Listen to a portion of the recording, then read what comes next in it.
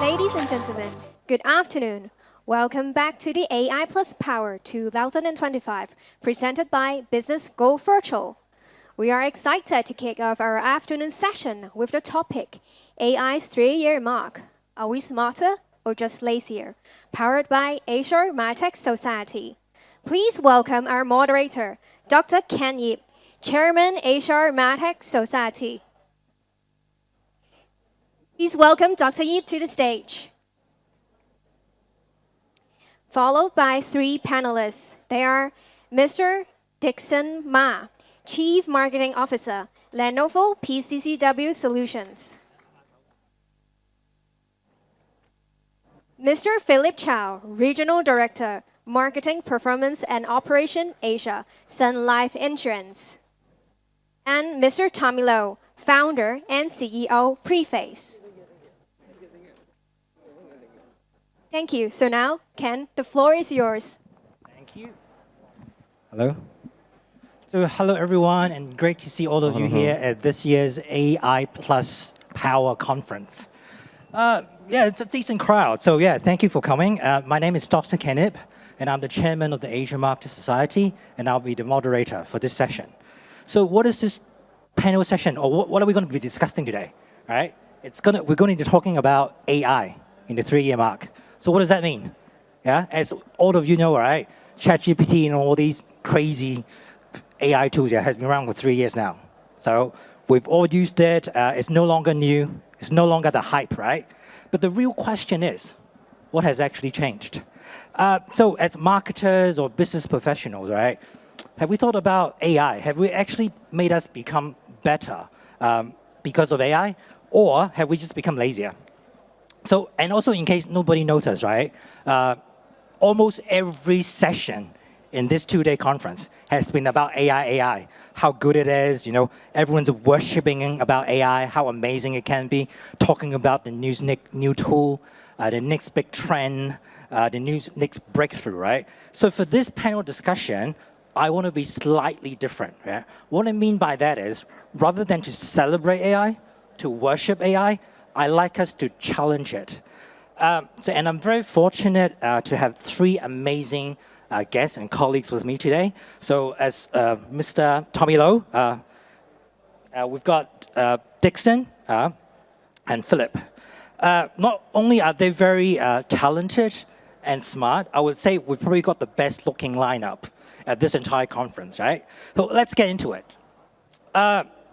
I mean, almost everyone on this planet has been talking about AI these days, right? Even my mom, all my uncles and aunties, right, in their 70s are claiming they're using AI.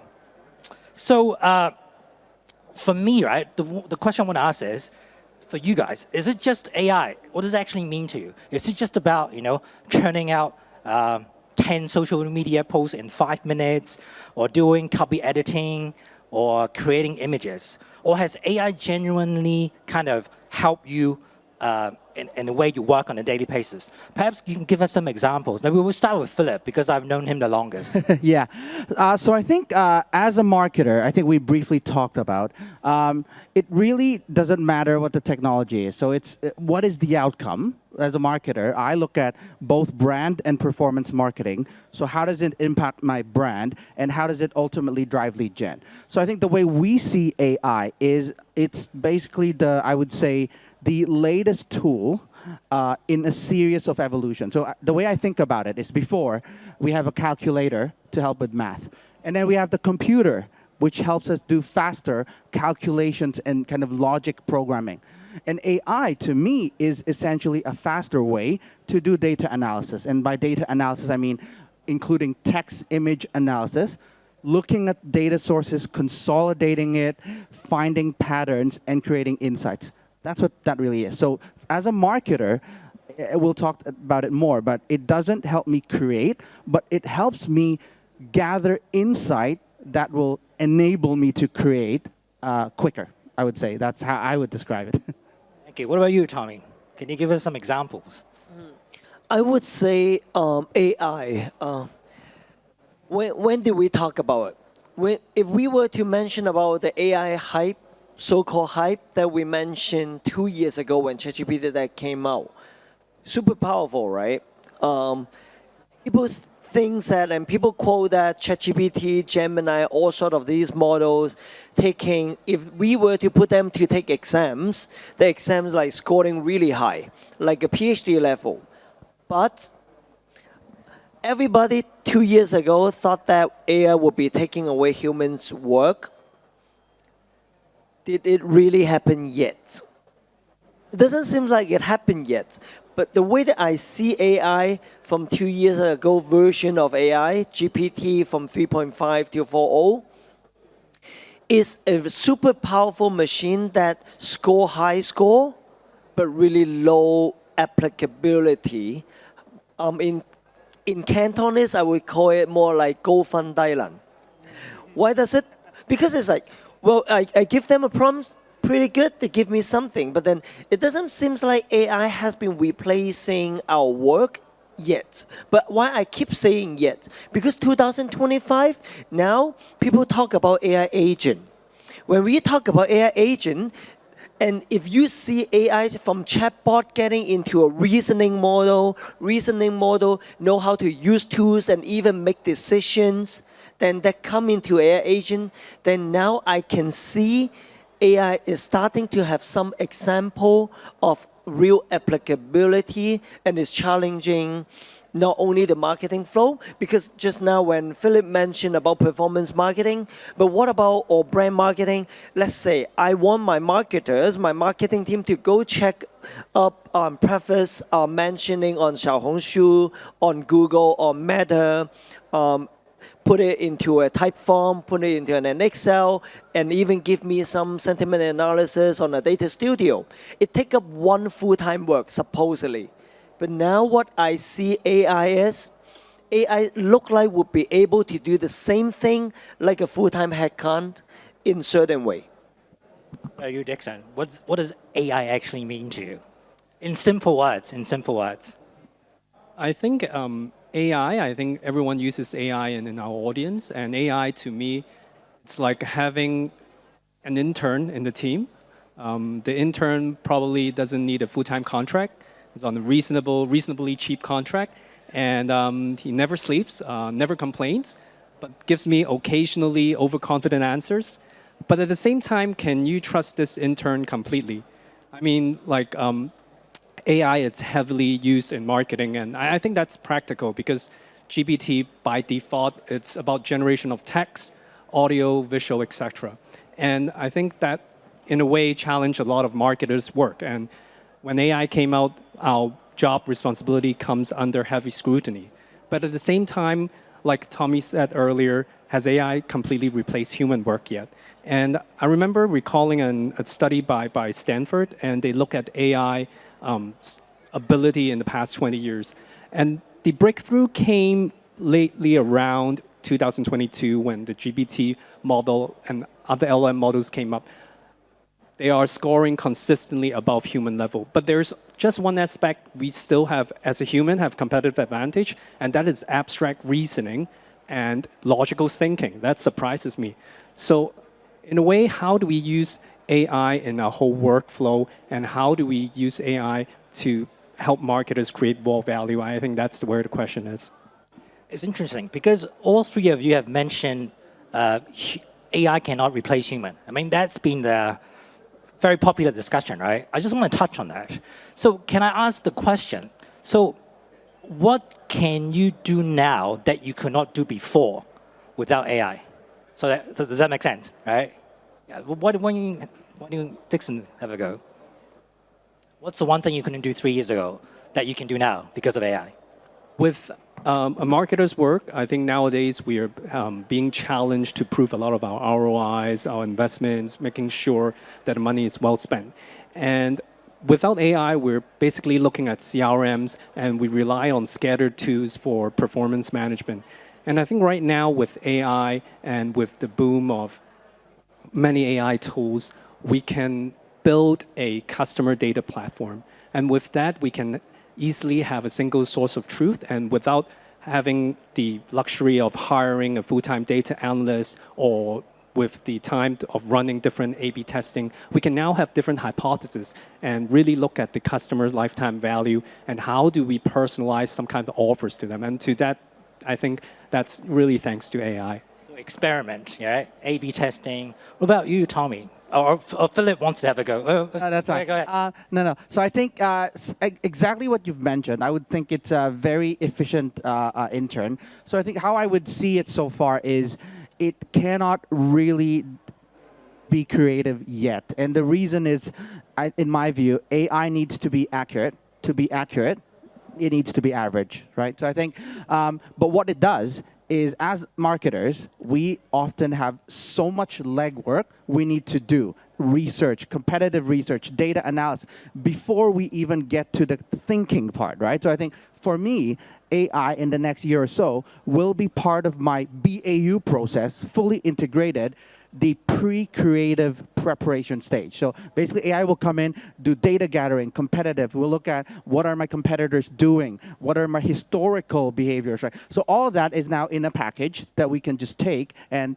let's do the strategic thinking based on that. So I would say definitely a role. Will it be the strategy itself? No. Will it enable me with more info or more time because I don't have to do that? Yes. Great. I will try to answer in 3 phases.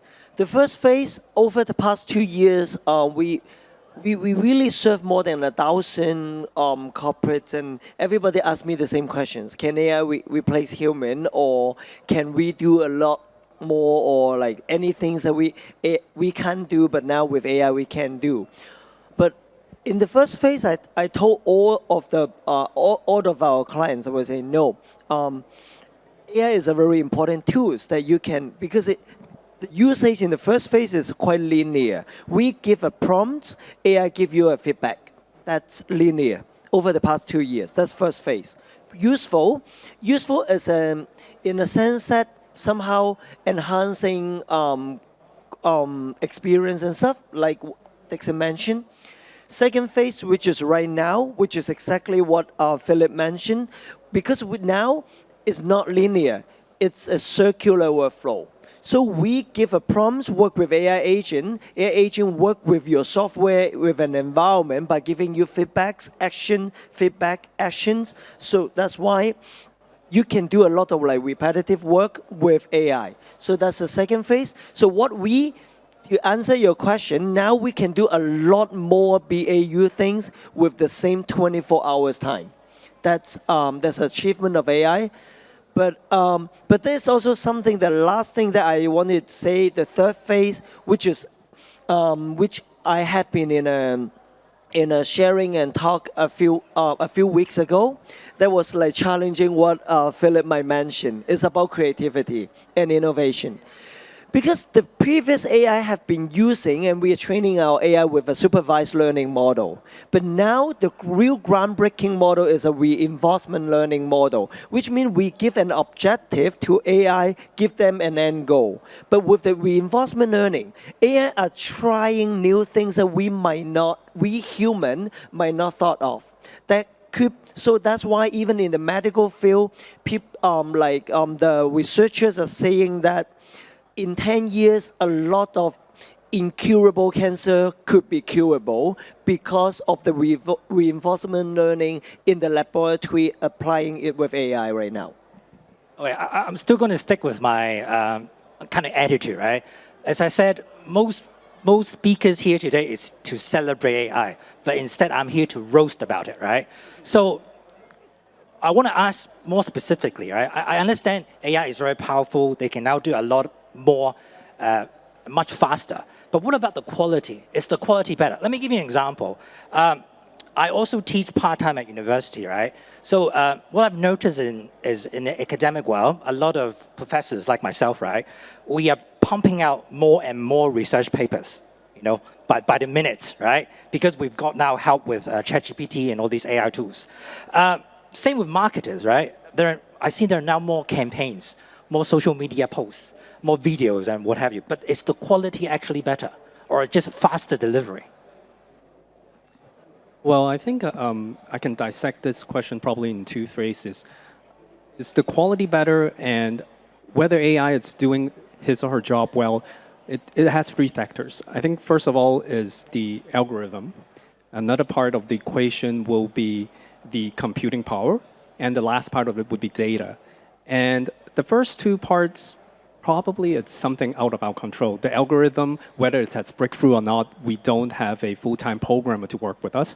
And I guess we don't have very unique chips that gives us advantage in computing power. So the last part of it is whether the data we feed the AI, it's quality data, and whether the data are, on the other hand, unscattered, unlabeled data that needs a lot of time of figuring out. So I think that's first part of it. And the second part of it would be how we embed the use of AI in the whole workflow. I like the point that Tommie mentioned earlier that a lot of people use AI to automate a lot of process. And that is in a way putting a certain restriction because that's so much a human can do. And now with agentic AI, there is the potential of the positive reinforcement of information, and at some point, maybe the autonomous AI can crave for the higher quality of data.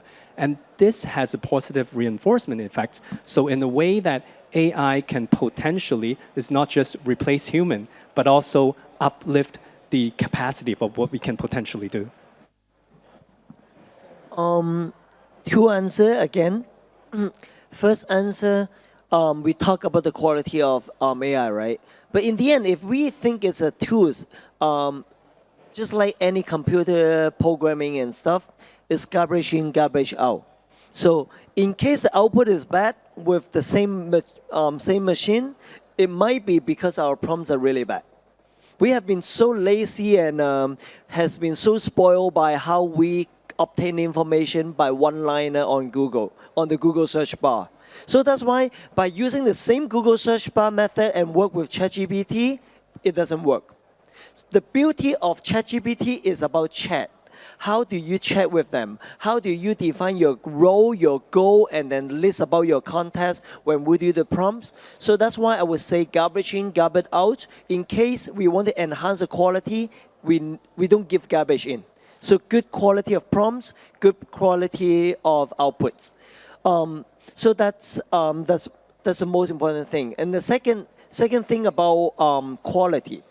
When we talk, we have a good lineup of marketers, and it looks like we want to talk more about marketing. In the end, what would be a good marketing project?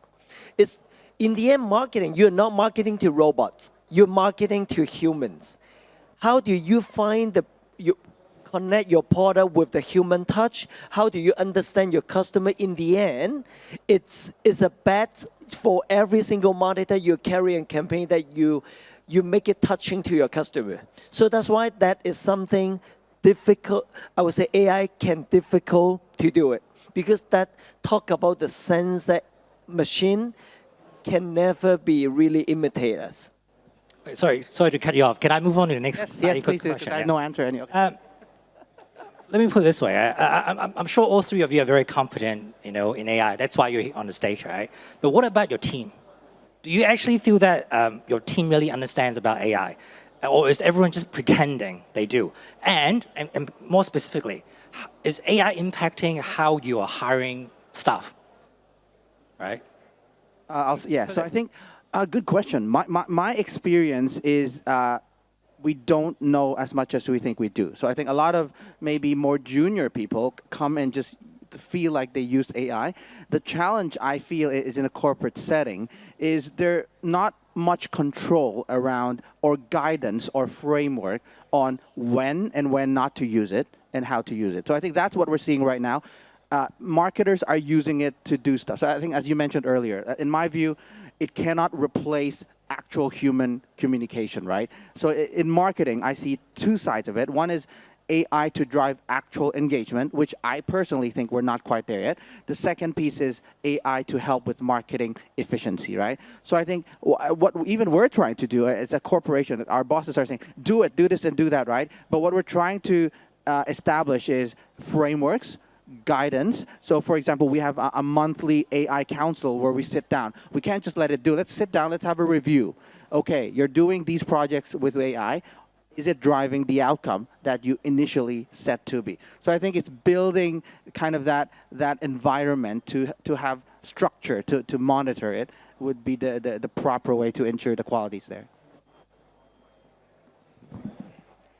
I think that's a very tough curveball question because my teammates are here. Maybe we can hear from them. How well do they know AI? Your KPI for You can next see year they smile would be, pretty. I think I see a lot of sweating. So I think they have to go to Preface coding to take a few courses pretty soon, and I would sponsor that. I would sponsor that. But share the. Oh, I take your word. yes, I will.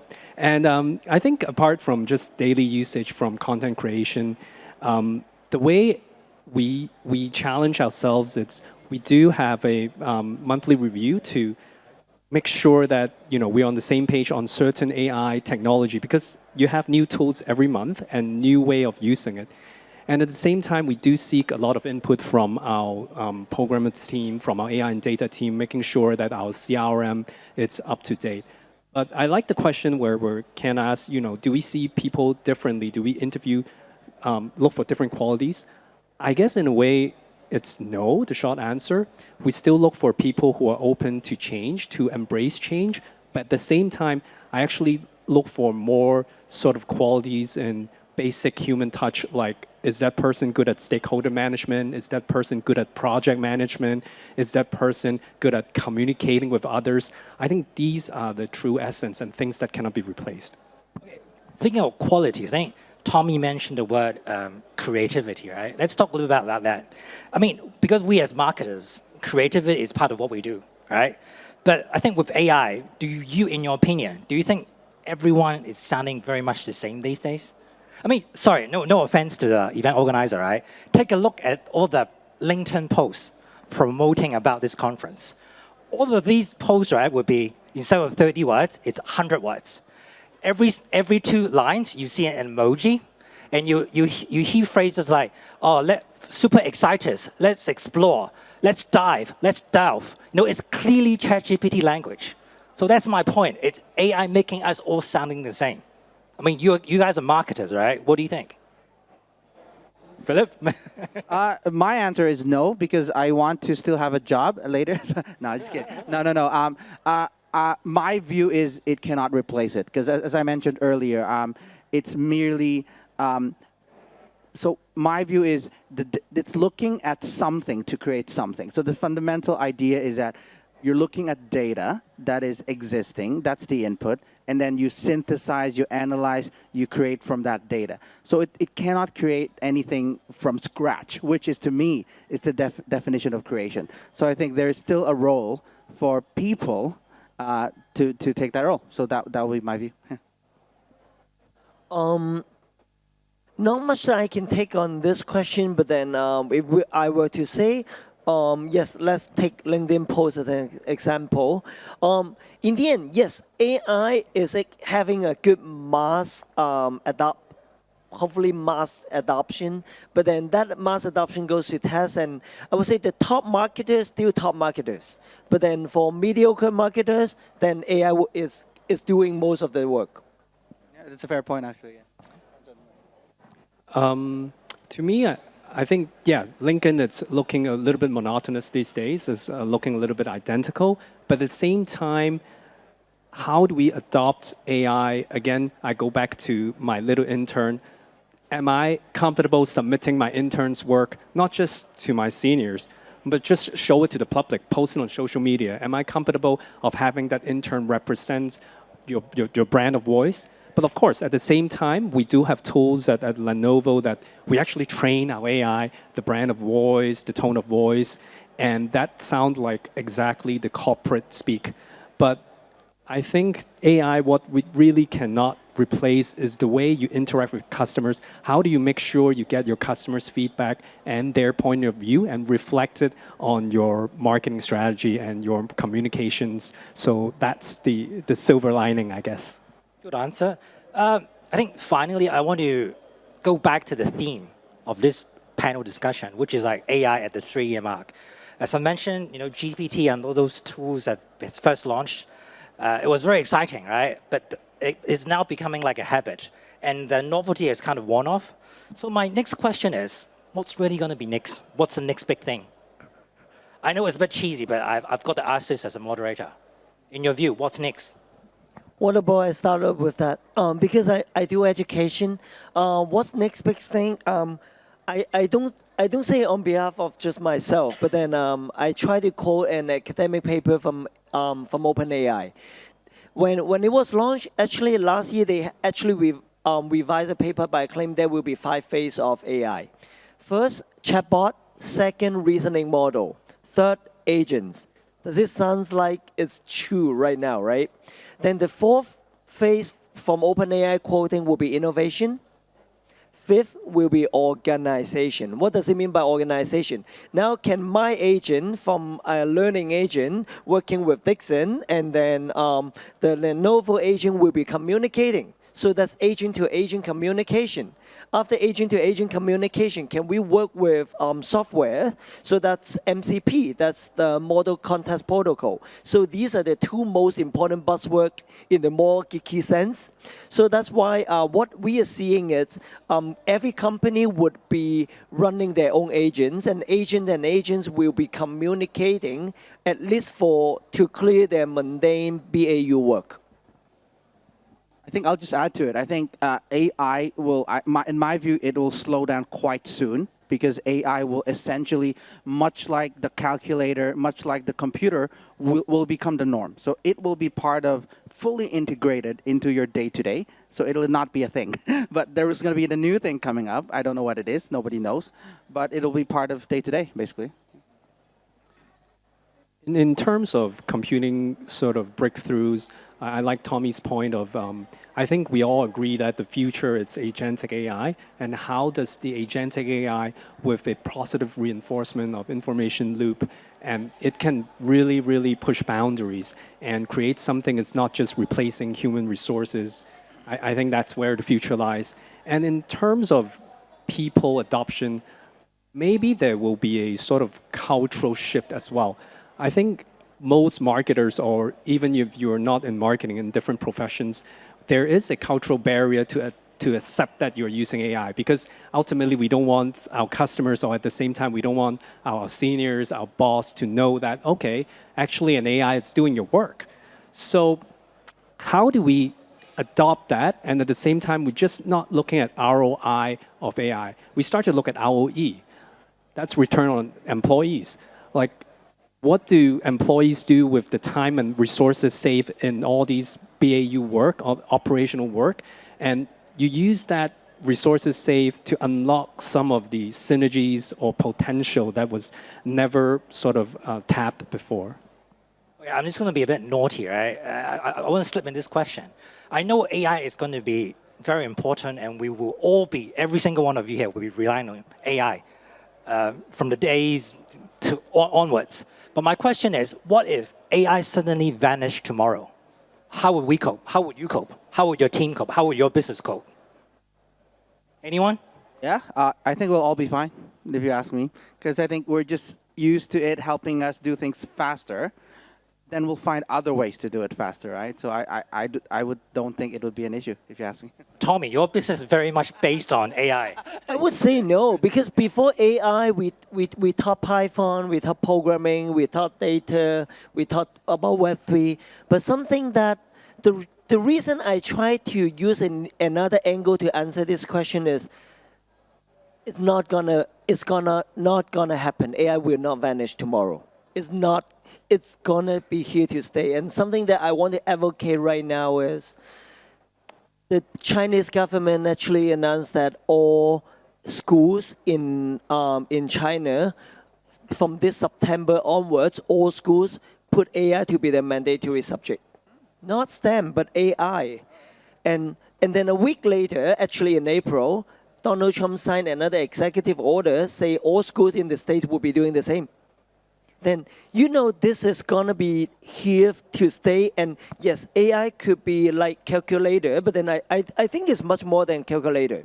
So that's why if we were to really, no matter for looking at our employees, but then our next generation of corporations, then let's take a longer time frame in 10 years, 2035, what our society would be.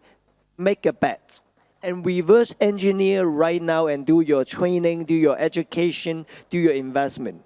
Because this is how we prepare our society and our corporation and our next generation to be successful in the future. It's from what I have experienced, because we actually have gone through quite a different phase of technology from Python, data, Web3 to AI. We have never seen such a fundamental shift of like AI. So at least just now I mentioned about MCP.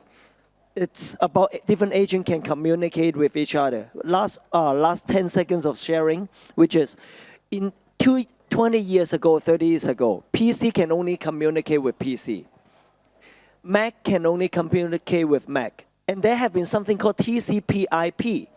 So that protocol, Mac can communicate with PC. That creates something what we call internet now. And what we are seeing is that MCP, the new AI protocol, will be there to stay. So we better prepare our corporation to embrace it. That's super important technology that is shaping our future. I want to apologize in advance. I still want to be a troublemaker, and I apologize for putting you on You the don't have spot. to. Okay, let's say I agree that AI is not going to be going away, right?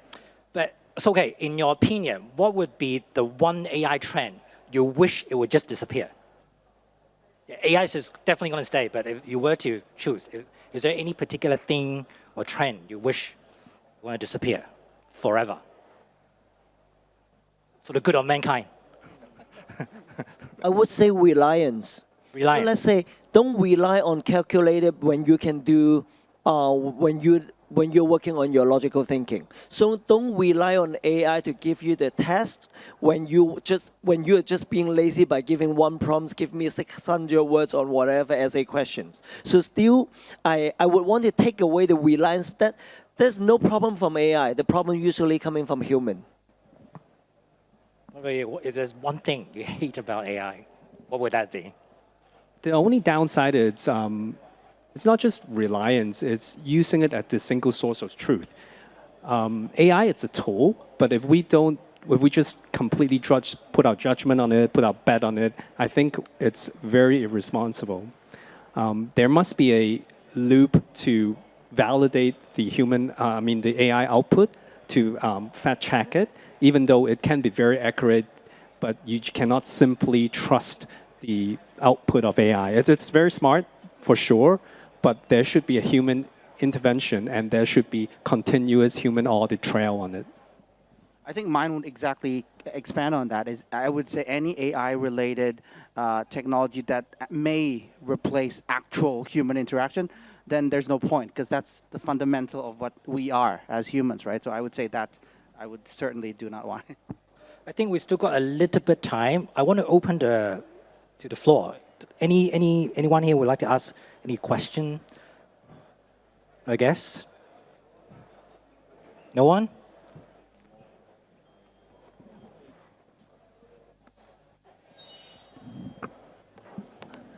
Oh, I'm sorry.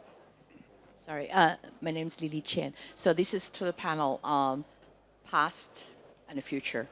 So in the past, because you're marketing, so what is top 3 benefits you have achieved so far? As a marketer. The AR has benefited in marketing. Okay, so that's the first question. So second question will be in future. So we'll look at in future the trending ones as well. What are the things you're looking forward for AI to help you to achieve? So we'll look at the marketing space. Thank you. I think we can tag team this. So I'll give some examples of practical usages, right, that we're using. From a marketing perspective, certainly content writing, but I would say the first draft. And then in the end, it'll still require human. That's one. Number two is we're doing a lot of this right now. Is we're in marketing, we do a lot of advertising. So often I have display advertising. I need to create one image, 200 versions. So we're now trying to use AI to take the same image, make it into different sizes, Facebook size, Instagram. So that's a very practical thing that we're doing right now. I can only think of two. Let's sum it up in 2 words. We're now working smarter. That's basically it, right? Yeah. Saving time, costs, it's more efficient, right? Oh, this gentleman here also would like to ask a question. So actually, I'm from the IT industry, so that's why we try our best to use the AI to replace all those programmers to let the user get a system in a much higher quality and all those things. Okay, I believe that it should be a good news for everyone because everybody else they have some idea. They can just leverage AI to build something to solve a problem. This is one thing, but the point is that okay, yes, will it be too easy for anybody else to build a system and disrupt maybe the market or the enterprise? Is there anything we can think about it to try to protect the enterprise? They are still exist in the market. Anything you are thinking about to try to reduce the risk, so that's why any enterprise in the market, they still can survive, not because of the AI technology, not because of any single person to do something which is harmful for them. Any idea? I can have chip in on that. So basically, connecting to the two questions, what I'm looking forward, what I can predict is the world will be only changing even faster. In the past, like from programmer IT industry, in the past, one generation of technology is around 10 to 15 years. So in case someone write apps, they can earn from 2008 to 2023. But look at the phase of technology right now from Web3 to GPT 3.5 to reasoning model to agents, at most 18 months. So what I'm seeing in the future is the world will be only changing much faster. So that's why the only protective way of maintaining a corporation in the industry is to stay relevant. So make every single company, corporation, a learning institute. Because if you don't learn with technology, you don't learn with your clients. So in the end, marketing is not just about promotion. It's about understanding your market including your clients, your technology. But thank God we have vibe coding right now. So you can speak in English, they type code for you. But does it mean that we are too lazy in the end? I would say no, because we need to know what we don't know. In case I know code and you don't know code, the way that I use AI will be 100 times more efficient than someone who don't know. So that's why, and for really like low-level programming from Hong Kong, from Japan, from USA, we have already outsourced it to other countries. So that's why in the end, AI is replacing those coders. But we have to make ourselves like the mastermind of thinking about those code, even when vibe coding is enhancing it. Just to add to that, I think the key thing to companies, which ones will really stand out, almost has nothing to do with the technology, right? So if you think about it, before AI, everyone is talking about data. All companies, if you latch on data, then you can move forward. Now it's AI. So I think fundamentally, it's down to whether the company leaders have the vision and is able to drive change management to enable the people. And these are the tools. Technically, all companies can have access to the same AI foundation, right? It's what they do with it. Are they able to mobilize the organization to support it? I think is the key thing. So the same companies will come out if they're the ones who are being innovative, right? I totally agree. I think fundamentally the future of business is no different to today. Yeah. It's about solving business needs, right? Providing a quality product that's finding the right target segment, big enough market, and your business will survive, right? It's just AI, calculators, internet, or whatever are just the ways and means to do it. Okay, thank you so much. I'm afraid that's all we've got time for today. Thank you very much for putting up with my, naughty questions, so to speak, and enjoy the rest of the day. Thank you, Dr. Yip and our panelists for the inspiring conversation. Please. Wow. The panel has just finished, right? We've also got a very exciting keynote speech coming up by our very own Dickson, right? So the stage is yours now. Yeah. You probably need a minute or two to set up. Please remain on stage for a photo taking first. Thank you. Yeah.